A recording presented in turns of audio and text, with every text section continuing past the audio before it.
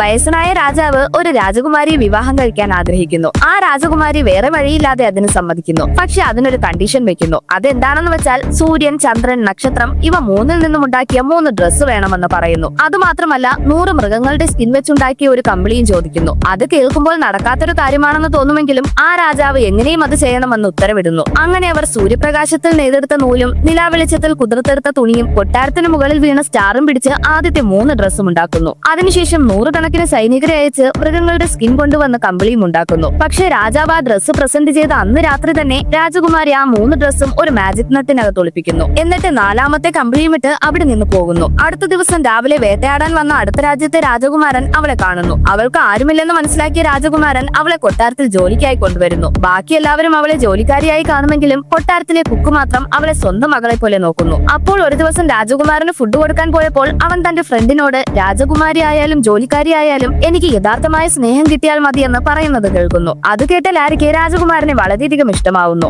അന്ന് ഈവനിങ് അവൾ തന്റെ കയ്യിലുണ്ടായിരുന്ന മാജിക് നട്ടിൽ തേച്ചതും അതിനകത്തുണ്ടായിരുന്ന ഗോൾഡൻ ഡ്രസ്സിലേക്ക് അവൾ മാറുന്നു. അവൾ അതുമിട്ട് കൊട്ടാരത്തിൽ നടക്കുന്ന ഫംഗ്ഷന് പോകുന്നു. അവിടെ അവളെ കണ്ടതും രാജകുമാരൻ അവളുടെ സൗന്ദര്യത്തിൽ മയങ്ങുന്നു. പക്ഷെ കുറച്ചുനേരം അവനൊപ്പം ഡാൻസ് ചെയ്തതിനു ശേഷം ലാരി അവിടെ നിന്ന് ഓടിപ്പോകുന്നു. അതിനുശേഷം കുറച്ചു ദിവസം കഴിഞ്ഞ് 2ാമത്തെ ഡ്രസ്സുമായി അവൾ വീണ്ടും രാജകുമാരനെ കാണാൻ വരുന്നു. എപ്പോഴത്തെയും പോലെ അവൾ രാജകുമാരനൊപ്പം ഡാൻസ് ചെയ്തിട്ട് ഒരു മുത്തം കൊടുത്തിട്ട് ഓടിപ്പോകുന്നു. അതേസമയം അവളെ വളരെയധികം മിസ് ചെയ്ത രാജകുമാരൻ അവളെ കണ്ടുപിടിച്ച് തരുന്നവർക്ക് വലിയ പാരിതോഷികവും കൊടുക്കുമെന്ന് അറിയിക്കുന്നു. പക്ഷെ ആർക്കും അവളെ കണ്ടുപിടിക്കാൻ കഴിയുന്നില്ല. സോ അടുത്ത ഫംഗ്ഷനിൽ എങ്ങനെയെങ്കിലും അവളെ പ്രൊപ്പോസ് ചെയ്തേ മതിയാവൂ എന്ന് ചിന്തിച്ച് രാജകുമാരൻ അവൾക്കായി വെയിറ്റ് ചെയ്യുന്നു. അപ്പോൾ 3ാമത്തെ ഡ്രസ്സും ഇട്ട് ലാരി അവിടേക്ക് വരുന്നു. ആ ലുക്കിൽ അവളെ കണ്ട് രാജകുമാരൻ മാത്രമല്ല അവിടെ ഉണ്ടായിരുന്ന എല്ലാവരും അതിശയിച്ചു നിൽക്കുന്നു. അതേസമയം അവൾ ഓടാൻ ശ്രമിച്ചപ്പോൾ രാജകുമാരൻ അവളുടെ കയ്യിൽ അവളറിയാതെ ഒരു മോതിരം ഇടുന്നു. അടുത്ത ദിവസം അവൾ എന്നത്തെയും പോലെ രാജകുമാരന് ഫുഡ് കൊണ്ടുവരുമ്പോൾ ആ റിങ് കാണുന്നു. ഉടനെ അവൾ ഇട്ടിരുന്ന കമ്പിളി റിമൂവ് ചെയ്ത രാജകുമാരൻ അവസാനം തന്റെ കാമുകിയെ കണ്ടെത്തുന്നു.